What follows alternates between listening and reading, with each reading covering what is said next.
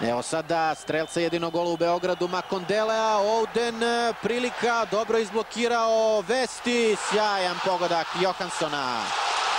Slabo je reagovala odbrana Partizana i evo već na samom početku utakmice u 10. minutu delirijom na tribinama stadiona Rosunda. Johansson je doveo svoj tim u vodstvo od 1:0.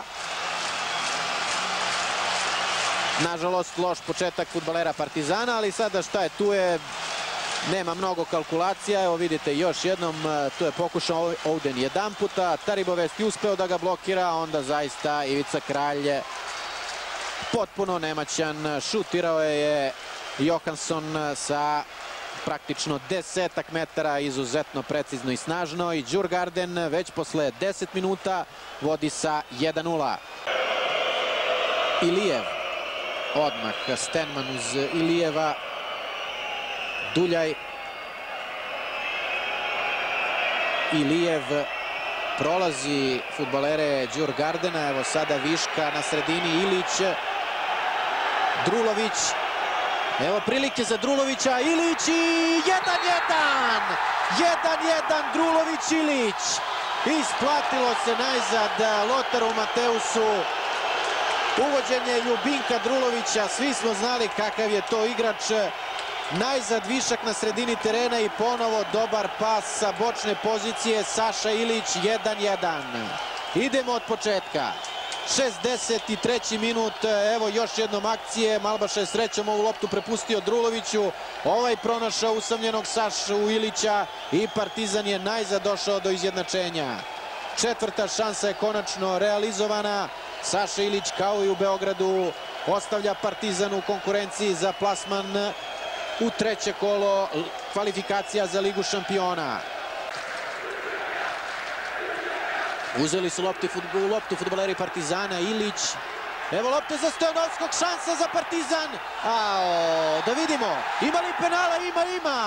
Ima penala za Stojanovskog. Ja sam već zaustio da kažem da je Stojanovski vešto pao. Voleo bi ovo da vidim i na ponovljenom snimku, ali u svakom slučaju Baškanov je pokazao na belu tačku i to je sada najvažnije. Evo još jednom Stojanovskog. Ma super je pao. Da vidimo iz ovog ugla.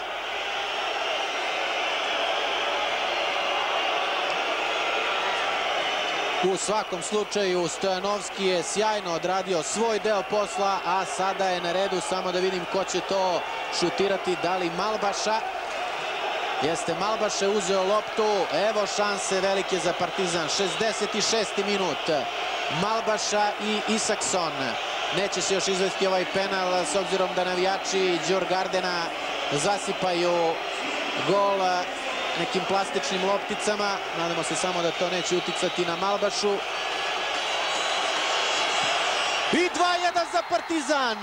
2:1 za Partizan. Za samo 5-6 minuta potpuni preokret. Malbaša sa bele tačke, nepogrešiv. 2:1 za fudbalere Partizana. Kad se igra hrabro, kad se napada, onda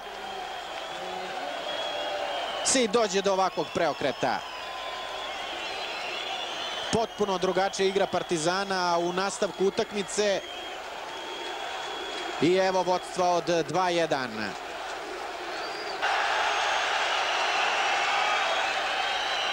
Karlstrom će izvesti slobodan udarac, ali sada u napadu nema visokog Oudena. Istrčava Kralj, malo i nepotrebno. Greška je ovo Ivice Kralja, istrčao je, nije uspeo na kraju da se vrati. 2:2.